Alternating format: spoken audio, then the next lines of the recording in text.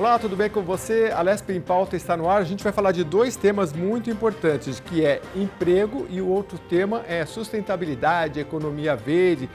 Fica com a gente que os dois temas eu tenho certeza que te interessam. A gente vai falar da nova economia verde que pode aumentar o PIB brasileiro em 2 trilhões e 800 milhões de reais e criar 15 milhões de empregos na América Latina e Caribe, isso até 2030, mas os próximos 7 anos. É um estudo da OIT, a Organização Internacional do Trabalho, e também do BID, que é o Banco Interamericano de Desenvolvimento. E o Brasil, olha só, seria o líder com 7 milhões de vagas em setores sustentáveis.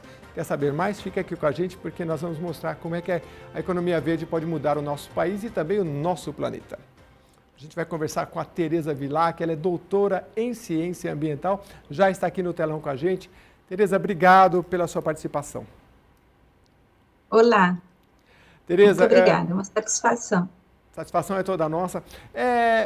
Eu queria entender um pouco se, quando a gente fala de economia verde, a gente está falando aí do ISD ou ESG também, são temas relacionados? Sim, são temas relacionados, mas não se limitam, né? Não são sinônimos.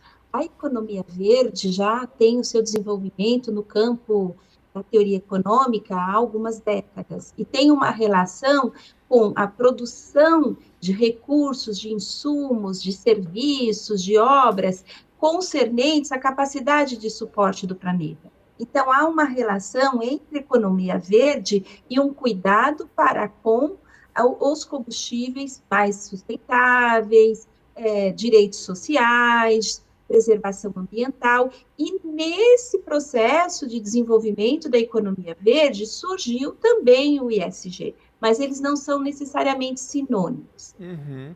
Agora, quando a gente fala, então, de economia verde, e a gente vai desdobrar aqui durante o programa, porque muitas áreas, olha, desde a área de direito, dentro da área da ciência, se você é arquiteto, a economia verde ela é muito ampla, a gente vai explicar mais durante o programa. Agora, eu fiquei impressionado com os números, né? Quando a gente fala de 7 milhões de empregos aí nos próximos 7 anos, quando a gente fala em 200, 300 mil, já é uma beleza, né? A economia verde, ela tem esse potencial mesmo? Eu acredito que, assim, se você tem uma empresa, digamos, de arquitetura, a economia verde entra, não sei se já eram serviços, empregos que já eram esperados, é uma nova forma de ver. Como é que é essa sua visão? Tem realmente esse potencial de empregabilidade, de um PIB ser aumentado num valor tão expressivo quanto esses números que a gente deu? Eu acredito que sim, Jeremias, porque o Brasil está, assim, o centro da atenção no mundo, na esfera internacional, tanto na esfera da ONU, como em outros países, com os BRICS, com relação também à União Europeia, há toda uma preocupação mundial na preservação da mega biodiversidade do Brasil. Então, o Brasil, ele não tem uma ampla biodiversidade. O Brasil é um país mega biodiverso. Nós temos distintos biomas nacionais que vão do Cerrado, à Mata Atlântica, à Amazônia, e atualmente o que nós temos verificado é um grande olhar para a Amazônia, o que nós configuramos aqui no Brasil, na nossa Amazônia Legal. E como bioma brasileiro, há um potencial de desenvolvimento daquilo que nós falamos da bioeconomia, a partir da Amazônia e das possibilidades de desenvolvimento também conjugadas a uma economia verde. E pela tua fala, a gente percebe que o desenvolvimento dessas novas frentes de consideração da economia como uma economia cada vez mais sustentável vai ter como pressuposto a formação e a capacitação de novos profissionais. Ou, além de novos profissionais, nós termos também a adequação de carreiras tradicionais para esse novo cenário, porque não dá para eu trabalhar numa lógica extremamente produtivista em face de uma carreira que trabalha com os desafios de implementar análise de ciclo de produto, a economia circular. Então, os novos profissionais, eles deverão estar adequados, e a gente já tem percebido um movimento com relação a isso, não sei se tem interesse, até eu tenho percebido, assim, a procura por algumas carreiras, antes não tanto foco de atenção, como, por exemplo, a área de design, design de produtos, a área de programação, de inteligência artificial, a necessidade de um perfil profissional que tenha uma visão mais transdisciplinar. Esse é o requisito que a economia verde tem. E eu acho que a procura pelo desenvolvimento dessas novas profissões, ou de profissões já mais tradicionais, como, por exemplo, direito, administração de empresas, mas com formações específicas que possibilitem que esse profissional possa atuar contributivamente para a economia verde. Interessante. Então, você está me dizendo que, para além de, digamos, um engenheiro ambiental, que ele é muito específico, um advogado, um arquiteto, ele pode se especializar que, diante desse cenário que a gente viu aí de empregabilidade, ele está no caminho certo. Porque, por exemplo, um arquiteto que ele vai passar a produzir um prédio que o consumo de água já é pensado, né? O tipo de material já é mais sustentável. Então, tudo isso deve fazer parte da formação destes profissionais que querem mirar e pegar, digamos que é uma onda mesmo, uma onda boa, não sei se que onda é aquela coisa que vem e que vai embora, né? Não sei se é bem por aí. Eu acho que é um novo movimento, né? A gente tem ciclos de ciclos históricos, e nós estamos atentos a esse novo ciclo histórico, não só no Brasil, mas eu acho que em outros países também, para que esses profissionais estejam adequados a novas demandas de mercado, né? Então, ainda que numa visão mais estreita e que não tenha uma preocupação, uma consciência ecológica, digamos assim, o profissional, do exemplo que você mencionou, da arquitetura, da engenharia, engenharia civil, ele tem que ter uma preparação e na sua grade curricular para conseguir pensar e saber a estruturação de uma edificação com critérios de sustentabilidade, seja com iluminação natural, reuso da água, a exigência de certificações, nós temos certificações para edifícios, então, cada vez mais, eu vejo como um afunilamento do mercado para a busca desses profissionais, né? Tanto nas carreiras tradicionais, como também em outras iniciativas, não só necessariamente vinculadas às pessoas que cursam a graduação. Há necessidade também dos cursos técnicos estarem preparados e darem essa formação para o nível técnico, e não só o nível técnico, também a importância da habilidade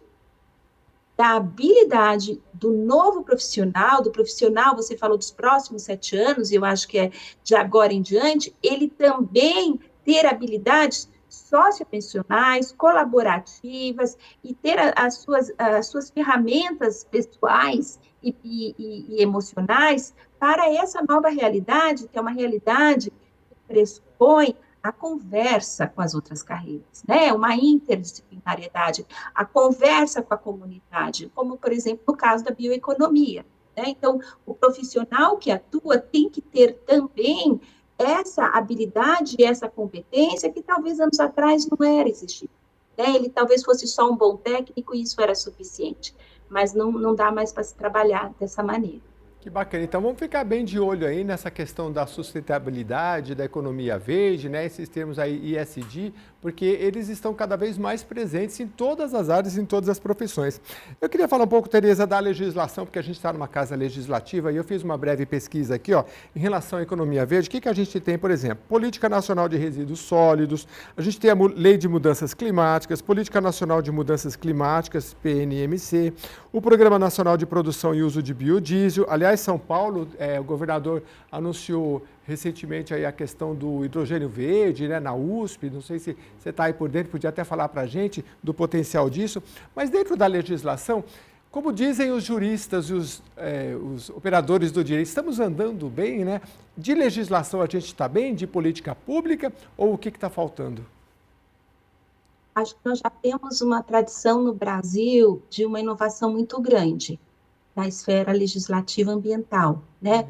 Uhum. A Política Nacional de Meio Ambiente, vigente até hoje, ela é de 81. Isso é fantástico, porque antes da nossa Constituição, que é de 1988, já havia um arsenal, uma robustez jurídica para a implementação de políticas públicas ambientais, né? Quer dizer, da década de 80, muito antes de outras legislações de outros países.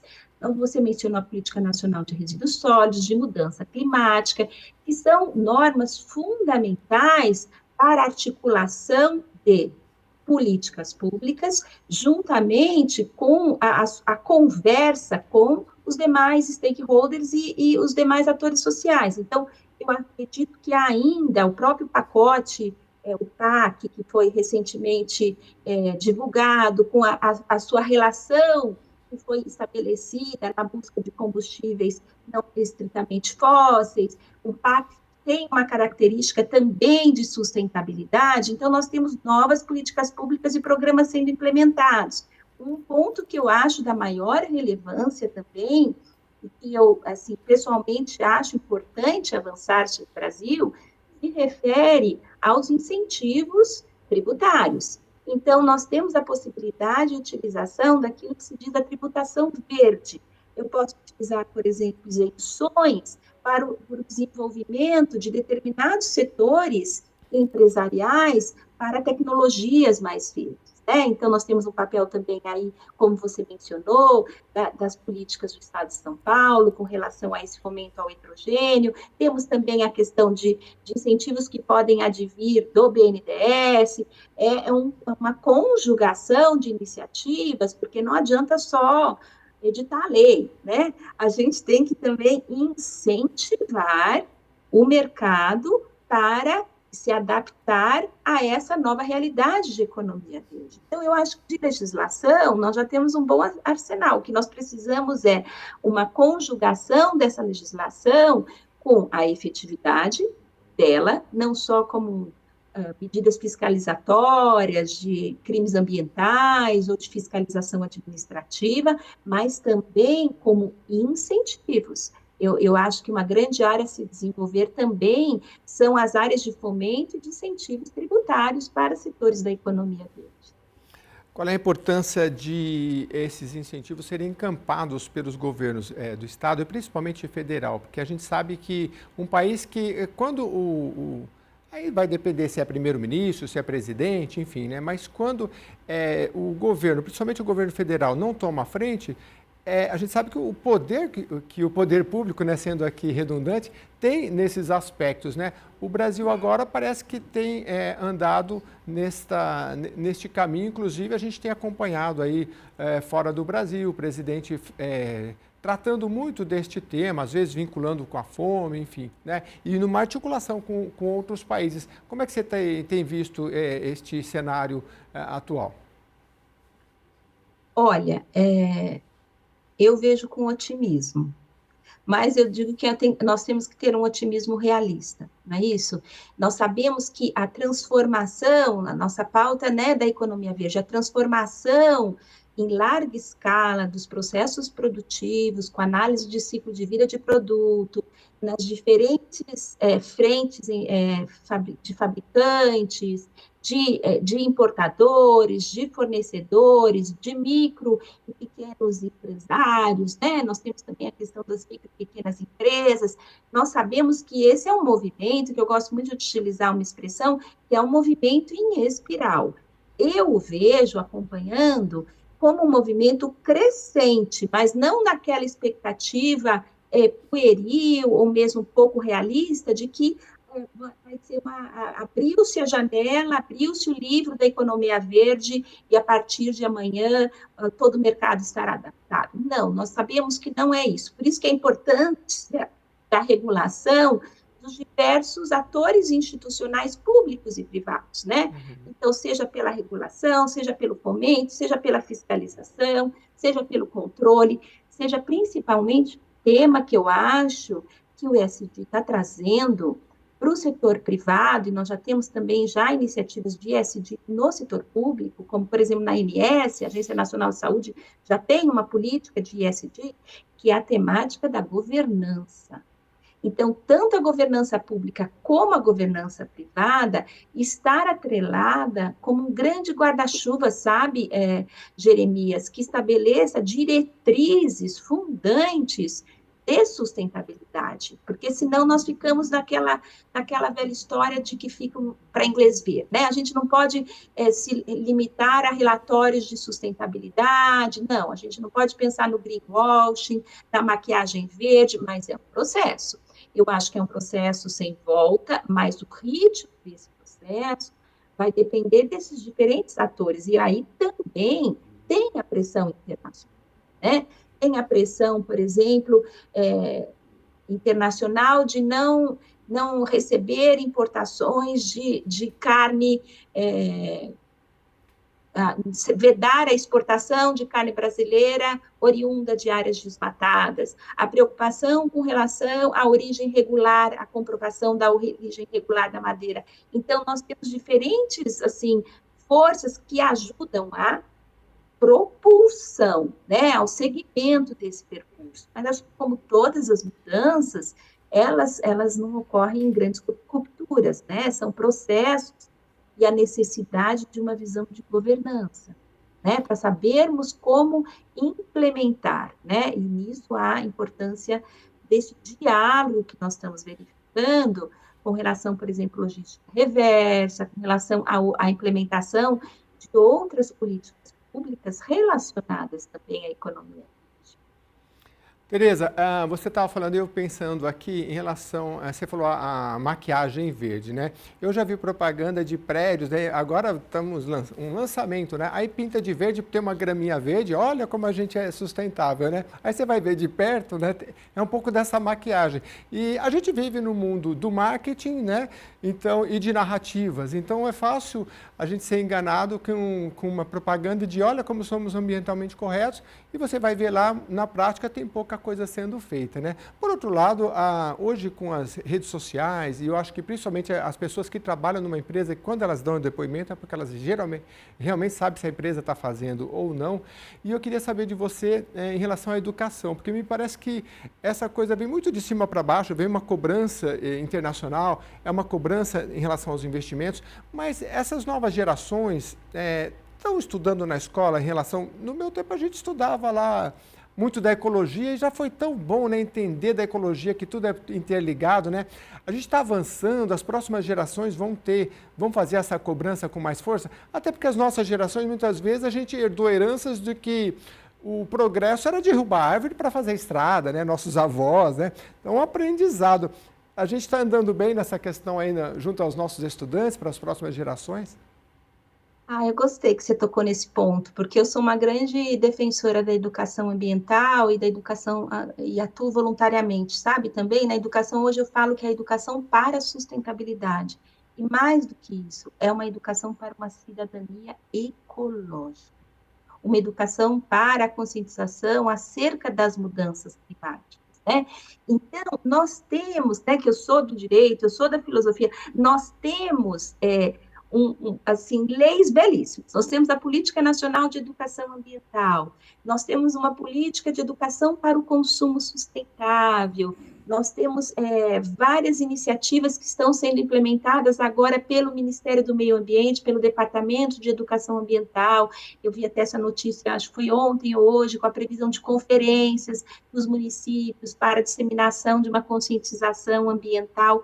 Mas nós temos também a necessidade que eu acho que do envolvimento de outros setores. Então, me senti muito gratificada com o convite de vocês, da Alesp, porque nós temos que utilizar aquilo que é a educomunicação, que é a utilização das mídias e de outros recursos que ampliam o acesso a essas informações que são muito relevantes, né? E eu acho que essa transformação, ela necessita também do grande envolvimento dos meios de comunicação, das mídias em geral, seja estruturadas como rádio, televisão, seja também das mídias sociais, né, que nós utilizamos.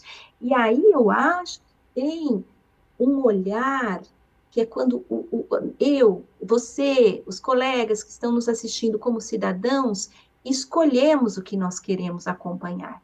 Então, por exemplo, eu tenho um Instagram, e aí eu vejo que existem várias páginas no Instagram de institutos, de associações, de jornalismo ambiental. Então, há também a necessidade de um passo do cidadão em querer se informar e estar a par dessas informações, não só da grande mídia, mas que os erros da TV Alesp em trazer esse tipo de informação e conscientização é da maior relevância, assim como acredito que outras mídias de comunicação, outras redes de televisão, também deveriam ou poderiam prosseguir nessa sistemática, porque o rádio, a televisão ainda são muito utilizados, né? A televisão aberta. Então, eu sinto que outros atores deveriam cada vez mais se envolver nessa temática. Você tem visto essas campanhas, né? Porque eu vejo assim nas grandes mídias, às vezes vejo uma campanha ambiental, mas assim, 10 dias, depois passa 3 anos para ver de novo uma coisa parecida assim. E que tipo de soluções você dá? Porque hoje a gente vive num mundo muito imediatista, mas às vezes um bannerzinho que tem com os dizeres ali você passando, ou na televisão, uma fala de 10 segundos, olha, vamos economizar água, olha, jogar lixo na rua. Você sabe o que é uma lixeira azul, uma vermelha, uma verde? Porque nem isso a gente não sabe, né? Então, eu acho que se essas campanhas elas fossem mais presentes, cartilha, eu gosto muito de cartilha, parece uma coisa boba, mas uma cartilhazinha, a Defensoria Pública tem várias cartilhas, aquilo é maravilhoso, porque tem desenho, mostra, né? Acho que a gente pode evoluir muito nisso, né? Eu concordo, e eu acho que tem um ponto que é muito bonito da educação ambiental, que se caracteriza pela educação ambiental aqui desenvolvida no Brasil, que ela tem uma característica de ser crítica e emancipatória. É muito bonito isso, porque é uma educação ambiental que oferece a informação, mas cria também a possibilidade de reflexão.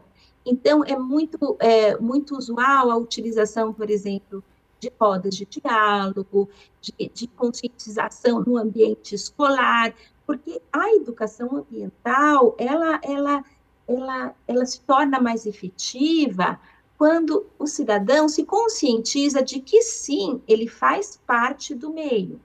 E aí ele percebe que saber não só qual a lixeira adequada para a destinação do resíduo reciclado, mas depois de perceber isso, ele se apercebe que ele pode fazer uma opção por gerar menos resíduos.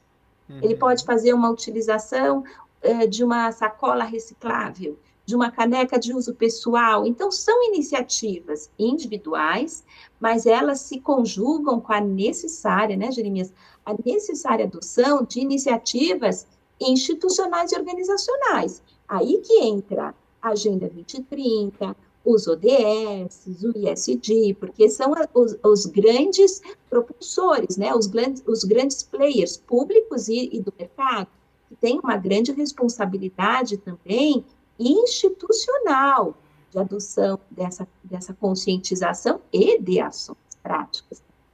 Muito bem, a gente está falando aqui de economia verde, o potencial que o Brasil tem. Eu vou fazer uma breve leitura aqui, perguntar para a nossa entrevistada se dá para a gente se orgulhar do Brasil em relação a ISD, sobre economia verde, e como que a gente pode aproveitar mais esse potencial, porque eu fiz uma breve pesquisa aqui, Tereza, olha, o Brasil lidera o setor de energias renováveis na América Latina. Tem potencial para encabeçar a descarbonização do mundo e é apontado como o principal polo de produção do combustível do futuro. O Brasil já responde por ser 10% de todos os empregos verdes do mundo. De acordo com o Programa das Nações Unidas para o Meio Ambiente, as áreas de agronomia, arquitetura, administração, ciência, comercial, direito, economia, engenharia e projetos são algumas das mais demandadas na economia verde. A remuneração média na área varia entre 18 e 25 mil reais, podendo chegar a 35 mil reais. Olha quanta oportunidade, né? Num país com tanto desemprego. E para falar de tanto, essas são muitas, um pouco da potencialidade, né? É para se orgulhar, né? E para aproveitar esse bom potencial também, né, Tereza? É importante você trazer os dados, né? Porque quando você traz esses dados, as pessoas que estão nos assistindo conseguem materializar, Uhum. né, nas suas próprias vidas a importância não só da conscientização e da educação ambiental que nós estamos conversando, mas também a importância delas se inserirem nesse mercado e nesses mercados que se relacionam com os empregos verdes. Eu acho que isso é um ponto muito importante. Então, esses dados que você trouxe, eu gostei muito, porque ele traz para a nossa realidade cotidiana, de profissionais, que sim, esse é um grande nicho de mercado. Nós temos vários grandes nichos de mercado relacionados à economia verde. E o Brasil tem um grande potencial, realmente, no que se refere ao mercado de créditos de carbono. Então, porque o mundo está olhando para isso, né? E nós considerando a dimensão territorial da Amazônia, nós temos o mercado relacionado a créditos de carbono no Brasil, tanto temos projeto de lei em andamento, lá está no Senado, a regulação do mercado de créditos de carbono vai gerar não só um protagonismo do Brasil no cenário internacional, mas vai pressupor a importância de profissionais que saibam atuar com esse mercado, o mercado regulado, o mercado voluntário de carbono, e que também tenham uma formação e uma capacitação com relação ao ESG. Porque não adianta só o profissional chegar e trabalhar lá na sua caixinha sem essa estrutura de governança que conecta a dimensão social e a dimensão ambiental, que é o que o ESG está se propondo a trazer. Né? Então, Nós, eu acho positivo, sim. nós temos empresas assim, não precisa citar o nome, mas que já não é aquela maquiagem, mas que a governança seriam exemplos, pode ser grande, pequena, você conhece alguma que... E o que caracteriza essa boa governança de sustentabilidade? Assim, eu prefiro até não dar exemplos, porque posso cometer alguma impropriedade ou injustiça, Claro. né? O que eu posso atuar, por exemplo, que eu acho que é uma grande, contribuindo aqui para vocês, uma grande inovação, foi a instituição, esse ano, de uma política de ESG numa agência reguladora. Então, a Agência Nacional de Saúde estabeleceu uma política de ESG para órgão, para essa agência reguladora. Isso foi muito inovador, porque, assim, eu desconheço outras agências reguladoras ou outros órgãos públicos que já tenham se antecipado e baixado uma resolução definindo que a sua estratégia de governança vai considerar o ISD. E qual que é o potencial? Porque nós estamos aí, como, no caso da ANS, como uma agência reguladora, dando exemplo e demonstrando para os players do mercado aquilo que é e aquilo que não é aceitável como política estratégica de governança sustentável. Na área empresarial, eu não atuo na área empresarial, então eu não tenho propriedade para poder não cometer uma injustiça, né? E fazer Uhum. uma avaliação mais aprofundada. Mas nós temos cada vez mais um desenvolvimento da busca de profissionais que estejam adequados a atuar e orientar, seja em consultoria, seja na implementação de programas de ISD. E a relação que há, né, Jeremias, entre o ISD e integridade, com integridade, com compliance, com transparência social. Então, tudo isso é um campo imenso, que vai desde, por exemplo, sociólogos, psicólogos, administradores de empresa, é um campo muito grande de advogados para a atuação nessa temática. Não sei se eu me perdi, falei Não, bastante, não não, sei mas se eu eu entendi e acho que o telespectador entendeu perfeitamente também. Vamos estava. falar um pouquinho de licitações sustentáveis no Sim, Brasil, que é um campo de estudo seu, que eu acho muito interessante, porque o potencial de compra do governo é muito grande, né? E quando o governo tem essa visão de sustentabilidade e ele coloca isso no edital, eu acho que é um divisor de águas, né? é. E o interessante, sabe, Jeremias, que isso está previsto na nossa lei de licitações desde 2010. E antes, a obrigatoriedade da inserção desses critérios de sustentabilidade nas licitações brasileiras. E antes mesmo, ainda, dessa previsão expressa, a Constituição já nos estabelecia essa obrigatoriedade, né, Uhum. que o Estado tem o dever de preservar o meio ambiente, pelo artigo 225. Eu antevejo, assim, realmente agradeço a gentileza da menção, a minha linha de atuação e de pesquisa, e eu antevejo que o uso responsável do poder de compra estatal para a observância da legislação, seja legislação trabalhista, legislação social, legislação ambiental, isso é de uma riqueza e de uma potencialidade gigantesca. E há um avanço tão grande que nós tivemos recentemente, que se refere até, por exemplo, à inclusão de mulheres vítimas de violência doméstica como prestadoras de serviços aos órgãos públicos, em serviços continuados. Então, as contratações sustentáveis, elas estão num momento de ampliação no Brasil, por legislação mesmo e por programas implementados, que começaram a ser implementados esse ano de 2023, para outras temáticas, né? Então, como estão as mulheres trans, como estão as mulheres vítimas de violência doméstica? Nós já temos decreto prevendo a inclusão dessas mulheres, porque nós sabemos que, por exemplo, no caso das mulheres vítimas de violência doméstica, a dependência econômica ela perpetua perversamente o ciclo da violência. Então, como fazer a inclusão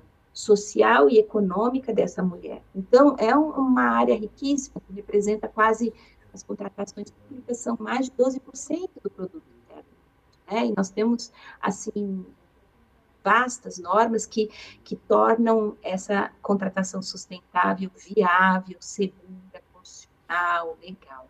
Isso é muito interessante porque é isso. Você quer contratar serviço do Estado, seja federal, estadual ou do município, você quer vender os seus produtos, você não pode estar ligado ou a sua empresa de nenhuma forma a trabalhos, por exemplo, trabalho análogo à escravidão. A gente já teve aqui na Assembleia Exato. Legislativa, por exemplo, e foi muito icônico porque foram feitas audiências públicas de empresas empresas renomadas que atuam no Brasil e que foi descoberto que compravam produtos vindos análogos da escravidão. E aí a empresa teve que se retratar, foi multada, isso foi para a imprensa. Então, assim, eu acho que o papel do poder público atuando nesses aspectos é que hoje a gente está falando de sustentabilidade, mas foi ampliado, né? Não é só o ambientalmente correto, mas é o socialmente e é a governança, né? Então, é muito interessante. E nesse caminho, aqui na Assembleia Legislativa de São Paulo, nós temos iniciativa do ex-deputado Edson Giriboni, do Partido Verde, o selo Investimento Verde, que eu vou pedir aqui para a minha convidada comentar. Olha só, é um projeto que busca criar incentivo para investimento sustentável por meio do reconhecimento público, representado pelo selo Investimento Verde. E aí oferecer esse selo às entidades que realizam operações financeiras e de investimento alinhadas com práticas sustentáveis no estado de São Paulo, aí sinaliza para o mercado que essas operações são ambientalmente responsáveis, né? E aí é uma roda, é um ciclo, né, permanente, porque essas empresas vão querer, uma vez que elas ganham o selo, outras empresas vão querer investir nelas, né? Então eu queria que você comentasse um pouco essa iniciativa aqui da casa, por favor. Olha, eu acho muito importante, né? Porque tem uma relação de se antagonizar com aquele círculo perverso, né? Que Uhum. a gente mencionou um pouquinho antes. Quer dizer, é o estabelecimento pela legislação de um círculo virtuoso, né? De incentivo empresarial para a sustentabilidade. O fato do projeto de lei vincular esse selo a uma estrutura que é uma estrutura pública é muito relevante, porque nós temos hoje no mercado, assim, selos autodeclaratórios, né? Então, vou dar um exemplo. Eu, Tereza, como se eu fosse a fabricante de um determinado copo, tá? Vou tomar a liberdade de dar esse exemplo para os seus telespectadores. Então, eu pego e quero vender, eu fabrico esse copo, e eu quero vender e sei que a sustentabilidade vai vender melhor, posso pôr até um preço e o pessoal fala, nossa, vou comprar, é um pouco mais caro, mas é sustentável. Então, eu, como se fosse uma fabricante, eu crio um selo. um selo autodeclaratório. E aí, como é que vai se saber se não é aquilo da maquiagem verde? Então, a estruturação, a constituição de um selo com fundamento e com uma acreditação, porque tem que ter uma acreditação da empresa com relação com transparência e tal, com relação a preenchimento desses requisitos, né? E uma verificação de efetivamente que aquele selo ele não é uma maquiagem. Então, eu acho um grande avanço, tanto o selo, como a iniciativa que você mencionou, como as certificações ambientais devidamente avalizadas, com transparência, com processo, né? Nós temos as normas ISO, nós temos até recentemente uma norma da ABNT que fala do ISD, então a questão está avançando, e eu acho que a grande questão e o olhar para os selos é que eles sejam transparentes e efetivos. E o fato de virem de iniciativa por legislação traz uma carga de muito maior transparência para esse processo, né? Para nós, que depois vamos ter ciência de uma empresa que receber esse selo. Então, eu acho positivo.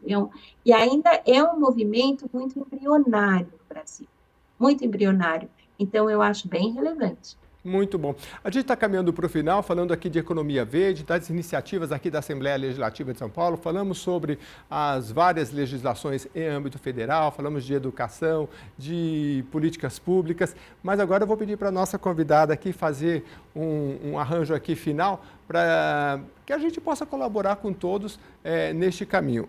Retomando então, economia verde. Economia verde é um modelo econômico que busca promover desenvolvimento sustentável, vamos produzir sem estragar o futuro dos nossos filhos e netos, equilibrando o crescimento econômico com a preservação do meio ambiente e a justiça social. Resume-se em frases pequenas, mas como é difícil tudo isso, não é, Tereza? Não é fácil, não. Como é que você, para finalizar, então, pode dizer em relação à política pública e educação, que foram dois pilares importantes que a gente citou aqui, porque você falou a legislação é boa, é abrangente, né? Mas o poder público tem que ser mais atuante, e acho que a gente fiscalizando o dia a dia, porque também não adianta só esperar dos políticos, dia a dia a gente pode fazer uma ação com o nosso filho na escola para aproveitar esse potencial brasileiro que é tão rico. Por favor. Eu acho que eu queria terminar com um exemplo. Por exemplo, a relação que há da economia verde com as notícias que nós temos visto recentemente, já nos últimos anos, com relação à quantidade de plástico nos oceanos, né? Então, olha o impacto que há de uma economia que é mais linear, que não tem a reciclagem, que tem a utilização de um plástico e não recicla esse plástico e vai para um aterro ou vai para o mar. Então, olha como é importante a economia verde também na minha vida como cidadã, né? Eu já vi pesquisa que se encontrou microplástico no sal que a gente consome. Então, isso é muito sério. Então, o que eu gostaria de finalizar, trazendo para aqueles que estão nos assistindo, é que a economia verde, ela impacta, estejamos conscientes ou não, diretamente no meu cotidiano. Então, eu acredito também que, além das necessárias ações macro, políticas nacionais e empresariais, que são fundamentais para uma ampla atuação com repercussão maior, tem também a atuação nossa cotidiana, porque a não utilização de copos plásticos descartáveis, a separação adequada, a utilização de produtos mais duráveis, a questão de produtos com melhor eficiência energética. Então, nós temos também a nossa escolha. Não é uma coisa que está ali um outro patamar de política pública ou de grandes empresas. Não. Se relaciona e impacta no meu cotidiano, né? No dia a dia. Então, essa sensibilização, esse seu chamado para a gente prestar mais atenção no nosso cotidiano, né? Eu acho que isso é fundamental. É só a gente prestar atenção nas mudanças climáticas, o quanto isso está nos impactando, né? As questões de temperatura, as questões de clima, isso nos impacta diariamente.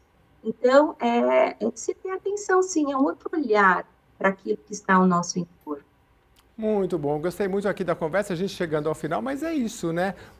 As tragédias, como a gente viu de Brumadinho e tantas outras, o dia mais quente, as enchentes, o plástico no sal, que a doutora acabou de comentar aí, que foi encontrado, por quê? Porque você tem plástico no mar, você tira o sal de lá e vem microplástico e a gente come, então a gente acha que está tão distante da nossa realidade, essas questões não estão. Por outro lado, como a gente comentou aqui, né, tantos empregos, o PIB sendo aumentado aí nos próximos 7 anos, tanta oportunidade para o Brasil, que é um destaque mundial aí nessa questão da economia verde. Queria agradecer mais uma vez à doutora Tereza Vilac, doutora em Ciência Ambiental, e a sua presença também aqui com a gente. Até a próxima edição. Reveja este vídeo lá no YouTube, tá bom? Muito obrigado. Até a próxima edição.